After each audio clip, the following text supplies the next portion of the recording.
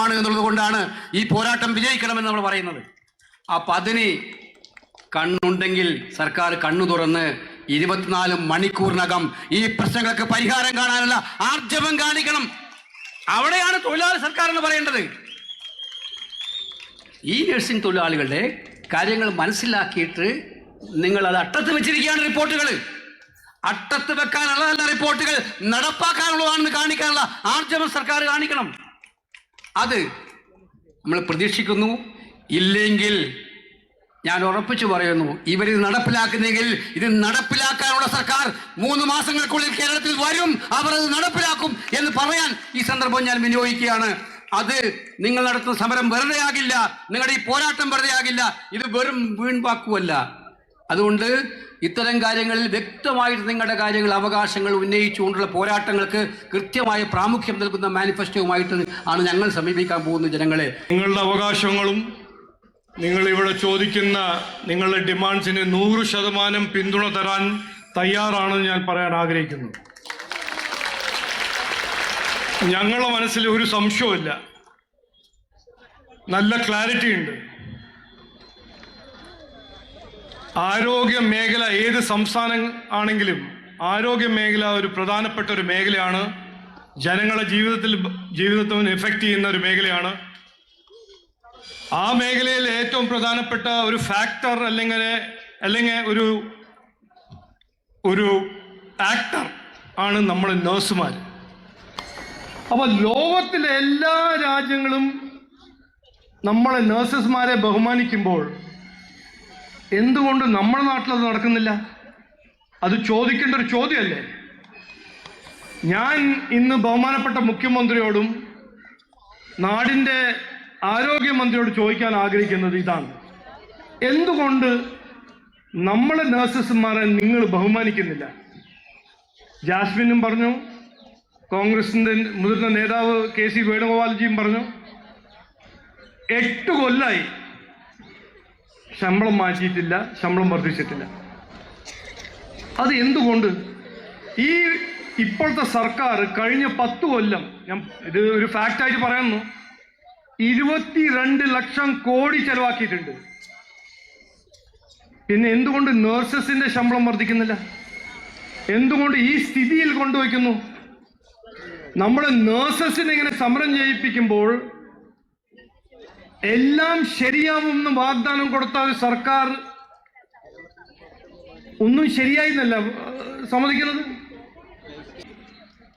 100% ഇവിടെ പറയുന്ന അവകാശങ്ങൾ പിന്തുണ തരാൻ തയ്യാറാവും, അത് ചെയ്തു തരും എന്ന് ഞങ്ങൾ പറയാൻ ആഗ്രഹിക്കുന്നു. ഞാൻ പറയുന്നു, ഇന്ന് നമ്മുടെ രാജ്യത്തിൻ്റെ അല്ലെങ്കിൽ നമ്മുടെ നാടിൻ്റെ, കേരളത്തിൻ്റെ പേര്, സൽപ്പേര് ഭൂഖണ്ഡങ്ങളിൽ ഉണ്ടായിട്ടുണ്ട് എങ്കിൽ ഒരുപാട് പേർക്ക് കേരളത്തോട് സ്നേഹവും കേരളത്തോട് താല്പര്യവും ഇഷ്ടവും ഒക്കെ ലോകത്തിൻ്റെ വിവിധ ഭാഗങ്ങളിലുള്ളവർക്ക് തോന്നിയിട്ടുണ്ടെങ്കിൽ അത് ഈ ആതുര സേവന രംഗത്ത് നഴ്സിംഗ് മേഖലയിൽ നമ്മൾ കൈവരിച്ച ഭയങ്കരമായ ഒരു അപ്പർ ഹാൻഡ്. ലോകത്തെവിടെയും നഴ്സുമാരെ ആഗ്രഹിക്കുന്നത് കേരളത്തിലെ നഴ്സുമാരെയാണ്. അത് കേവലം സ്കില്ല് കൊണ്ട് മാത്രം, പഠനം കൊണ്ടോ അല്ലെങ്കിൽ പ്രാക്ടീസ് കൊണ്ടോ മാത്രം നേടാൻ കഴിയുന്ന ഒരു വിദ്യയല്ല. ഞാനൊരു അഭിഭാഷകൻ കേസ് വാദിക്കുമ്പോൾ നമ്മൾ കേസ് നന്നായി പഠിച്ച് നിയമവശങ്ങൾ പഠിച്ച് കോടതിയിൽ നല്ല രീതിയിൽ കാര്യങ്ങൾ പ്രസന്റ് ചെയ്യുന്നതാണ് ഒരു അഭിഭാഷകൻ്റേത്. പക്ഷേ ഒരു നേഴ്സിൻ്റെ സ്കില്ലെന്ന് പറയുന്നത് അവരുടെ ജോലിയിലുള്ള വൈഭവം മാത്രമല്ല, അതിലൊരുപാട് അനുകമ്പയുണ്ടാകണം, അതിലൊരുപാട് ഹൃദയത്തെ വിശാലത ഉണ്ടാകണം, അതിലൊരുപാട് ആർദ്രത ഉണ്ടാകണം, അതിലൊരുപാട് സ്നേഹം ഉണ്ടാകണം. മാനുഷികമായ മൂല്യങ്ങൾ ഏറ്റവും നന്നായി പേറുന്ന ഒരു തൊഴിൽ മേഖല ഏതാണ് എന്ന് ചോദിച്ചാൽ അത് നഴ്സിംഗ് മേഖലയാണ്. അതുകൊണ്ട് ഇത്രയേറെ ശാന്തതയോടെ നിങ്ങൾ ജോലി ചെയ്യുമ്പോഴും ഇത്രയും സഹനമായ ഒരു സമരത്തിന് നിങ്ങളെ പ്രേരിപ്പിക്കുന്ന നിലയിലേക്ക് സർക്കാർ നിങ്ങളെ തെരുവിൽ ഇറക്കിയതിന്, ആ സർക്കാരിനെതിരായിട്ടുള്ള പ്രതിഷേധത്തിൽ നിങ്ങളോടൊപ്പം പങ്കുചേരണമെന്ന് ആഗ്രഹിച്ച് മാത്രമാണ് ഞാനിവിടെ എത്തിച്ചേർന്നത്. ഞാൻ കഴിഞ്ഞ 5 വർഷമായി നിയമസഭയിലുണ്ട്. ഞാൻ ഇന്ന് നിങ്ങളുടെ ഈ സമരത്തോട് പുറംതിരിഞ്ഞു നിൽക്കുന്ന ആരോഗ്യമന്ത്രി ഓർക്കുമ്പോൾ എനിക്ക് തോന്നുന്നത്, ഞാൻ എത്രയോ വട്ടം കണ്ടിരിക്കുന്നു അവർ നിയമസഭയിൽ ആരോഗ്യ മേഖലയിൽ ഉണ്ടായി എന്ന് പറയപ്പെടുന്ന നേട്ടങ്ങളെ വലിയ അഹങ്കാരത്തോടും ധാർഷ്ട്യത്തോടും ധിക്കാരത്തോടും കൂടി അത് തൻ്റെ പേരിൽ എഴുതി ചേർക്കാൻ വേണ്ടി പാടുപെടുന്ന ഈ പറയുന്ന ആരോഗ്യമന്ത്രി ഞാൻ നിയമസഭയിൽ കണ്ടിട്ടുണ്ട്. എന്നാൽ എപ്പോഴെങ്കിലുമൊക്കെ ഏതെങ്കിലുമൊക്കെ നിലയിൽ ആരോഗ്യ മേഖലയിൽ പ്രശ്നമുണ്ടായാൽ, പ്രയാസമുണ്ടായാൽ, ഒരു വീഴ്ചയുണ്ടായാൽ അപ്പോൾ തന്നെ അദ്ദേഹം കഴിഞ്ഞ ദിവസം ആരോഗ്യമന്ത്രി പൊതുമാധ്യമങ്ങളോട് പറയുന്നത് നിങ്ങൾ കേട്ടില്ലേ? അതിന് ഞാൻ എന്ത് ചെയ്യാനാണ്? ആരോഗ്യമന്ത്രിയുടെ ഭാഗത്ത് നിന്ന് എന്ത് പ്രശ്നമാണ് ഉണ്ടായത്? ആരോഗ്യമന്ത്രിയാണോ ഇതിന് ഉത്തരം പറയേണ്ടത്? നേട്ടങ്ങളുടെ പട്ടികയെല്ലാം തന്റെ പേരിൽ എഴുതി ചേർക്കാനും കോട്ടങ്ങൾ ഉണ്ടായാൽ അതേസമയം നിർദാരുണ്യം തള്ളിപ്പറയുന്ന കരുണയില്ലാത്ത ഹൃദയമാണ് ആരോഗ്യമന്ത്രിക്കുള്ളത് എന്ന് പലയാവർത്തി അവർ നമ്മളോട് തെളിയിച്ചിട്ടുണ്ട്. എന്നാൽ അഹങ്കാരത്തിനും ധിക്കാരത്തിനും ഒരു കുറവുമില്ല. കഴിഞ്ഞ ദിവസം ഞാൻ ദീർഘിപ്പിക്കുന്നില്ല. കഴിഞ്ഞ ദിവസം KSU-കാരായിട്ടുള്ള കുട്ടികൾ, ഒരുപക്ഷെ നിങ്ങൾക്കറിയാം, കോളേജിൽ പഠിക്കുന്ന 17, 18 അല്ലെങ്കിൽ 16, 17, 18 വയസ്സുള്ള കുട്ടികൾ 4 പേര് ഒരു മുദ്രാവാക്യം വിളിച്ച് കറുത്ത കൊടി കൂശി അവരുടെ അടുത്തേക്ക് ചെന്നപ്പോ അവരാദ്യം ഒരു വലിയ വെല്ലുവിളിയുടെ സ്വരത്തിൽ ആരടാ എന്തടാ എന്നൊക്കെ ചോദിച്ച് അങ്ങോട്ട് ചെല്ലുന്നത് നമ്മൾ കണ്ടു. പോലീസിന്റെ അകമ്പടിയോടുകൂടി നിൽക്കുന്ന മന്ത്രി 4 കുട്ടികളുടെ മുമ്പിൽ അഹങ്കാരത്തിന്റെയും ദാർഢ്യത്തിന്റെയും ഭാഷയിൽ, ശരീരഭാഷയിൽ അടുത്തേക്ക് ചെന്നപ്പോ ഉച്ചത്തിൽ KSU-കാർ മുദ്രാവാക്യം വിളിച്ചതിന്റെ പേരിൽ മാത്രം കഴുത്തുളുക്കി ആസ്പത്രിയിലായ ആരോഗ്യമന്ത്രിക്ക് ഈ സമരത്തെ താങ്ങാനുള്ള ശേഷി നിങ്ങൾക്കുണ്ടാകില്ല എന്ന് നിങ്ങളെ വിനയപൂർവ്വം ഓർമ്മിപ്പിക്കാൻ ഞാൻ ആഗ്രഹിക്കുകയാണ്. KSU-കാരുടെ മുദ്രാവാക്യത്തിന് മുമ്പിൽ നിങ്ങൾ കഴുത്തുളുക്കി ഐസിയുവിലായെങ്കിൽ ഈ സമരത്തിന് മുമ്പിൽ നിങ്ങൾ നടുവൊടിഞ്ഞ് വെന്റിലേറ്ററിലാകുന്ന സ്ഥിതി നിങ്ങൾക്കുണ്ടാകും. അത് നിങ്ങൾ ഓർക്കുന്നത് നല്ലതാണ്.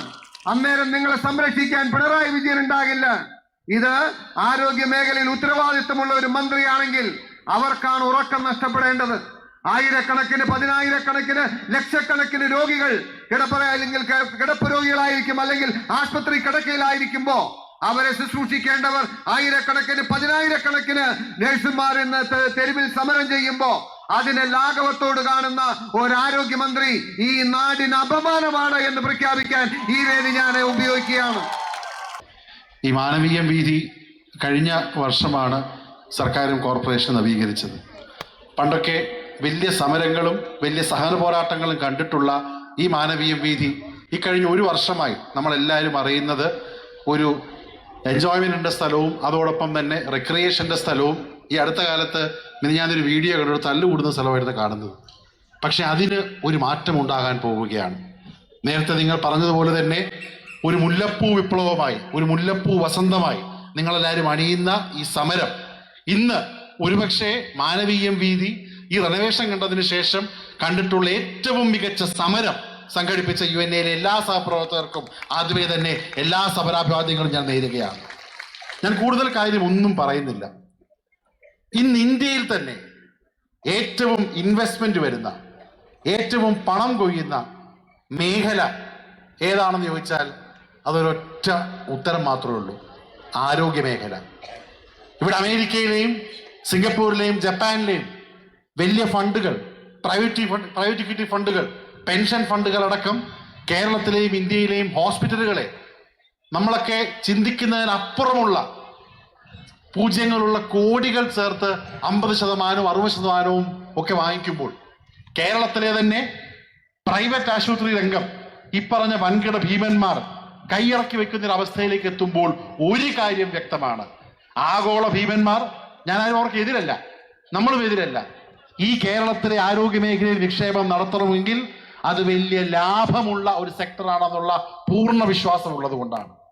അങ്ങനെ ഏറ്റവും കൂടുതൽ ലാഭമുള്ള സെക്ടറിൽ ചില കണക്കുകൾ പറയുന്നത് 19,000 കോടി രൂപ വരെ ടോട്ടൽ റവന്യൂ പ്രൈവറ്റ് സെക്ടറിൽ ഉണ്ടാകുന്ന പ്രൈവറ്റ് ആരോഗ്യ മേഖലയിലെ ഇത്തരത്തിലുള്ള നിങ്ങളെപ്പോലത്തെ നഴ്സുമാർ, അത്താഴ ഭക്ഷണിക്കാരായിട്ടുള്ള നഴ്സുമാർ കേവലം 40,000 രൂപയ്ക്ക് വേണ്ടി സമരം ചെയ്യുന്നത് തന്നെ കേരളം നമ്പർ 1 ആണെന്ന് നാഴികയ്ക്ക് 40 വട്ടം പറയുന്ന സർക്കാരിനും അതിനെ പുകഴ്ത്തി എഴുതുന്ന ആളുകൾക്കും ഇന്നാട്ടിൽ ജീവിക്കുന്ന മലയാളികൾക്കും ഒരു നാണക്കേടാണെന്നുള്ളത് തല താഴ്ത്തി ഞാൻ പറയുകയാണ്. മലയാളികളെ കുറിച്ച് ഏറ്റവും കൂടുതൽ പറയുന്ന കാര്യം എന്താണ്? ലോകത്ത് എവിടെ പോയാലും മലയാളികളുണ്ട്. ഈ ലോകത്തിൽ എല്ലായിടത്തും പോയാൽ മലയാളികളുണ്ടെന്ന് പറയുന്നതിന്റെ പ്രഥമ ദൃഷ്ടാന്ത്യം നിങ്ങളെപ്പോലത്തെ നഴ്സുമാരാണെന്നുള്ളത് ഞാൻ അഭിമാനത്തോടെ പറയുകയാണ്. നാട്ടിൽ ഏത് രാജ്യത്ത് പോയാലും, ഏത് ചെറിയ ഗ്രാമത്തിൽ പോയാലും, യൂറോപ്പിൽ പോയാലും, ഓസ്ട്രേലിയയിൽ പോയാലും, അമേരിക്കയിൽ പോയാലും, ലാറ്റിൻ അമേരിക്കയിൽ പോയാലും, ചെറിയ ഗ്രാമങ്ങളിൽ പോലും, അല്ലെങ്കിൽ NHS അടക്കമുള്ള സംവിധാനങ്ങൾ നോക്കുകയാണെങ്കിൽ അതൊക്കെ മലയാളികളുടെ കരുത്താണെന്ന് പറയുന്നത് ഡോക്ടർമാരോ രാഷ്ട്രീയക്കാരോ അല്ലെങ്കിൽ സംഗീതജ്ഞരോ ശാസ്ത്രജ്ഞരോ കാരല്ല. ഏറ്റവും ബേസിക് യൂണിറ്റായി ഹോസ്പിറ്റലുകളിലും കെയർ സെന്ററുകളിലും കെയർ ഗിവിംഗ് ഹോംസിലും നിങ്ങളെപ്പോലെയുള്ള സാധാരണക്കാരായിട്ടുള്ള ഏറ്റവും അടിസ്ഥാന വർഗക്കാരായിട്ടുള്ള നഴ്സിംഗ് മേഖലയിലുള്ള ആളുകളുള്ളത് കൊണ്ടാണ്. അങ്ങനെയുള്ള ആളുകളുള്ള ഒരുപക്ഷെ കേരളത്തിന്റെ ഈ സാമ്പത്തിക ഭദ്രത എന്ന് പറയുമ്പോൾ, കേരളത്തിൽ വലിയ വരുമാനമുണ്ടെന്ന് പറയുമ്പോൾ, മിനിഞ്ഞാന്നും മന്ത്രി ഏറ്റവും കൂടുതൽ പെർ ക്യാപിറ്റ ഇൻകം ഉള്ള സംസ്ഥാനം കേരളമാണെന്ന അഭിമാനത്തോടെ ഞാനടക്കം പറയുമ്പോൾ അതിനൊക്കെ കാരണക്കാർ നിങ്ങളടക്കമുള്ള ആളുകളാണെന്നുള്ളത് മനസ്സിലാക്കേണ്ടത് ഓരോ പൊതുപ്രവർത്തകന്റെ ധർമ്മയാണ്. 40,000 രൂപ വളരെ ബേസിക് ആയിട്ടുള്ള, ഏറ്റവും ബേസിക് ആയിട്ടുള്ള ഒരു റിക്വയർമെന്റ് ഒരു ആവശ്യവുമാണ്. ഞാൻ കൂടുതലൊന്നും പറയുന്നില്ല.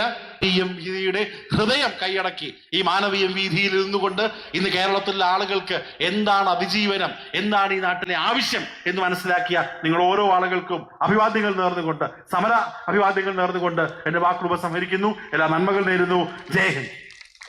ഞാൻ സാധാരണ 9:30 മണിക്ക് കിടക്കുന്ന ആളെ 4 മണിക്ക് എണീക്കും. ജാസ്മിനും സംഘവും വന്നിരുന്നു. ഇന്നലെ അവരോട് ഭക്ഷണം കഴിക്കാൻ പോയി. അതുകൊണ്ട് 11:30 മണി 12 വരെ എനിക്ക് ഇരിക്കേണ്ടി വന്നു. ഈ സമയത്ത് ജാസ്മിൻ ടെൻഷൻ അടിക്കുന്നു, ഹാരിസ് ടെൻഷൻ അടിക്കുന്നു, അജയ് ടെൻഷൻ അടിക്കുന്നു. എന്താ വിഷയം? മലബാറിൽ നിന്ന്, കണ്ണൂരിൽ നിന്ന് വന്ന 3-4 ബസ് MVD പിടിച്ചിട്ടിരിക്കുന്നു. കോട്ടക്കൽ, മലപ്പുറം കോട്ടക്കൽ 50,000 രൂപ പിഴയടച്ചിരിക്കുന്നു. എന്താ കാര്യം? ലൈറ്റ് ഇട്ടില്ല അത്രേ, വഴിയിൽ പാർക്ക്. 50,000 രൂപ. ഇത് പരിഹരിക്കാൻ ശ്രമിക്കുന്നു, അവർ വിടുന്നില്ല. അപ്പോഴാണ് ഞാൻ ചോദിച്ചത് എന്താ ഈ വെപ്രാളം? അപ്പൊ പറയുന്നു ഇതാ 50,000 രൂപ പിഴ അടച്ചിരിക്കുന്നു. ഞാൻ പറഞ്ഞു MVDക്ക് കൊടുക്കൂ, AMVക്ക് കൊടുക്കൂ. ഞാൻ അദ്ദേഹത്തോട് പറഞ്ഞു നിങ്ങൾ 50,000 ആക്കണ്ട, 50 ലക്ഷം പിഴയിട്ട് ഒരു കുഴപ്പമില്ല. പക്ഷേ അവരുടെ 1 രൂപയില്ല. ഈ നാട്ടിൽ രൂപയും കൊണ്ട് നടക്കണമെന്നൊരു നിയമമില്ല. മാത്രമല്ല 20,000 രൂപയ്ക്കുള്ളിൽ കൈവച്ചാൽ നിയമവിരുദ്ധമാണ്. അതുകൊണ്ട് കോടതിയിൽ അടച്ചോളാം, വിട്ടിട്ട് പോവും, ബാക്കി നോക്കിക്കോളാം എന്ന് പറഞ്ഞു. MVDക്ക് കാര്യം പിടികിട്ടി, അവർ വിട്ടുപോയി. മാത്രമല്ല ഞാൻ അപ്പോൾ തന്നെ ഗണേഷ് കുമാറിന്റെ പ്രൈവറ്റ് സെക്രട്ടറിയെ വിളിച്ചു. അച്ചൻകോവിൽ അജിത് എന്റെ സുഹൃത്താണ്. പാതിരാത്രിയിൽ തന്നെ MVDയെ വിളിച്ച് വിശദീകരണം തേടി. പപ്പ വെക്കുക, ഏതോ ആശുപത്രി മുതലാളി, ഞാൻ മനസ്സിലാക്കുന്ന മിംസിന്റെ മുതലാളിമാരാണെന്നാണ് എന്റെ ധാരണ. കോട്ടക്കൽ അവര് ആ AMVയെ സ്വാധീനിച്ചിട്ട് ഇത് തടയാൻ ശ്രമിച്ചതാണ്. എന്തുകൊണ്ടാണ് ഞാൻ പറയുന്നത്? അവിടെ ഞാൻ ഉണ്ടായിരുന്നത്, എനിക്ക് വിളിക്കാൻ പറ്റിയത് എന്തുകൊണ്ടാണ്? ദൈവത്തിന്റെ ഇടപെടല, എന്റെ കഴിവല്ല. അതുകൊണ്ട് പ്രിയപ്പെട്ടവരെ, ഞാൻ നിർത്തുകയാണ്. സത്യത്തിന് വേണ്ടി ശബ്ദിക്കുന്നവരെ ഈശ്വരൻ, പ്രകൃതി ഒരിക്കലും കൈവിടില്ല. മതമില്ലാത്ത ദൈവം നമ്മുടെ കൂടെയുണ്ട്. നമ്മൾ എന്തിനു വേണ്ടിയാണ് പ്രയത്നിക്കുന്നത്? 1333 രൂപയ്ക്ക് വേണ്ടി. നമുക്കത് കിട്ടും. അത് കിട്ടിയാൽ മതിയാവൂ. അതിനപ്പുറത്തേക്ക് നമുക്ക് കിട്ടും. നമ്മൾ ജോലിയെടുക്കുന്നത് ശമ്പളം വാങ്ങാനാണ്. അത് നേടിയെടുക്കാനുള്ള ഇച്ഛാശക്തി ഈ നേതൃത്വത്തിനുണ്ട്. ഇവിടെ കൂടിയിരിക്കുന്ന ആയിരക്കണക്കിന് നഴ്സിംഗ് സമൂഹത്തിനുണ്ട്. നിങ്ങളോടൊപ്പം നിൽക്കുക എന്ന ചരിത്രപരമായ ദൗത്യം, പ്രകൃതിയുടെ ഉത്തരവാദിത്വം, ദൈവത്തിന്റെ കൽപ്പന എന്റെ മേലുമുണ്ട്. ഞാനും അത് ഏറ്റെടുക്കും. നമ്മൾ എല്ലാ അവകാശങ്ങൾക്കും വേണ്ടി പോരാടും. അവസാന ശ്വാസം വരെ ഈ നാട്ടിലെ ശമ്പളത്തിന് വേണ്ടി പ്രയത്നിക്കുന്ന, അവകാശങ്ങൾക്ക് വേണ്ടി പോരാടുന്ന മാലാഖമാർക്കൊപ്പം ഞാനുണ്ടാവും. മറുനാടൻ മലയാളി എന്ന പ്രസ്ഥാനമുണ്ടാവും, ഈ സമൂഹമുണ്ടാവും, UNA നേതൃത്വം ഉണ്ടാവും. ജയ് ഹിന്ദ്, ജയ് UNA. ഇപ്പോഴും ഈ പ്രശ്നങ്ങൾക്ക് ഒരു പരിഹാരം കാണാൻ പറ്റിയിട്ടില്ല എന്നുള്ളത് അങ്ങേയറ്റം തന്നെ വേദനാജനകമാണ്. തീർച്ചയായിട്ടും 40,000 രൂപയാണ് നിങ്ങളുടെ കണക്കൂട്ടി വരുമ്പോഴേക്കും ഒരു മാസം ആവശ്യപ്പെടുന്നത്. തീർച്ചയായിട്ടും അത് ലഭിക്കണം. അത് ലഭിക്കുവാൻ വേണ്ടി ഏതറ്റം വരെയും നിങ്ങൾ പോകണം. പിന്നെ ഒരു കാര്യം നിങ്ങൾ ഉറപ്പിച്ചോളൂ, യാതൊരു സംശയവും വേണ്ട. ആരൊക്കെ ഏതൊക്കെ തരത്തിൽ പ്രതിസന്ധികൾ സൃഷ്ടിച്ചാലും തിരുവനന്തപുരത്ത് വന്ന് നിങ്ങളുടെ സംഘടനയുടെ ഒരു കാര്യം കാണാൻ വേണ്ടി, ഒരു കാര്യത്തിന് വേണ്ടി നിങ്ങൾ വന്നു കഴിഞ്ഞാൽ യാതൊരു സംശയവും വേണ്ട, നിങ്ങൾ നേരെ തുറന്ന മനസ്സോടെ ഇങ്ങോട്ട് പോരൂ. മനുഷ്യസാധ്യമായ എല്ലാ കാര്യങ്ങളും, കാരണം നിങ്ങൾ ജനങ്ങളുടെ ജീവൻ സംരക്ഷിക്കുവാൻ വേണ്ടി രാത്രിയും പകലും അധ്വാനിക്കുന്നവരാണ്, നമ്മുടെ പ്രിയപ്പെട്ട സഹോദരി സഹോദരന്മാരാണ്. അതുകൊണ്ട് തന്നെ ഒരു സംശയവും വേണ്ട, അങ്ങനെ അങ്ങ് എല്ലാത്തിനെയും ചെറുത്ത് തോൽപ്പിക്കാൻ പറ്റിയ ശക്തിയൊന്നും ഈ നാട്ടിലില്ല. പിന്നെ 35 പ്രതിപക്ഷ കൗൺസിലർമാരെ വെച്ചുകൊണ്ട് 5 വർഷം സമരം ചെയ്ത് ഒരു ഭൂതം നിധികാക്കുന്നത് പോലെ ചിലർ സംരക്ഷിച്ച കോട്ട കൊത്തളങ്ങളെ ചവിട്ടി പൊളിക്കാൻ സാധിക്കുമെന്നുണ്ടെങ്കിൽ യാതൊരു സംശയവും വേണ്ട, തിരുവനന്തപുരത്ത് നിങ്ങൾക്ക് ശക്തമായ സാന്നിധ്യം ഉറപ്പുവരുത്തുവാൻ വേണ്ടി ഏത് തരത്തിലുള്ള സഹായവും ചെയ്തു തരാൻ ഞങ്ങൾക്ക് സാധിക്കും. ഞാൻ കൂടുതൽ കാര്യങ്ങളിലേക്ക് കടക്കുന്നില്ല. തീർച്ചയായിട്ടും വളരെ ന്യായമാണ് നിങ്ങളുടെ ആവശ്യം. പിന്നെ ഹോസ്പിറ്റൽ ആശുപത്രി മാനേജ്മെൻറ്റുകളൊക്കെ തന്നെ അവർക്കൊക്കെ ചില ടൈപ്പുകളൊക്കെ പലയിടത്തും ഉണ്ടാകും. എന്തായാലും തിരുവനന്തപുരത്ത് അത്തരം കാര്യങ്ങളിലേക്കൊക്കെ തന്നെ ഞങ്ങളും കോർപ്പറേഷൻ എന്നുള്ള നിലയ്ക്ക് ചില കാര്യങ്ങളിലേക്ക് കടക്കാൻ ഞങ്ങൾ ഉദ്ദേശിക്കുകയാണ്. ചില കാര്യങ്ങൾ ഞങ്ങൾക്കും ഇടപെടാനുള്ള ഉത്തരവാദിത്വമുണ്ട്. ഇന്നലെ തിരുവനന്തപുരത്തെ പാർക്കിംഗ് വിഷയമായിട്ട് ഞാൻ രാവിലെ ശ്രീ ഷാജൻ സ്കറി അദ്ദേഹത്തോട് പറഞ്ഞിരുന്നു. അതുമായിട്ട് ബന്ധപ്പെട്ട ചില കാര്യങ്ങൾ ഇടപെട്ടിട്ടുണ്ട്. തീർച്ചയായിട്ടും നിങ്ങളുടെ ന്യായമായ ആവശ്യങ്ങൾ നേടിയെടുക്കുവാൻ വേണ്ടി എല്ലാ കാര്യത്തും നിങ്ങളോടൊപ്പം ഉണ്ടാകുമെന്ന് പറഞ്ഞുകൊണ്ട് എല്ലാവിധ ആശംസയും ചെയ്തുകൊണ്ട് അഭിവാദ്യം ചെയ്തുകൊണ്ട് നിർത്തുന്നു. നന്ദി, നമസ്കാരം.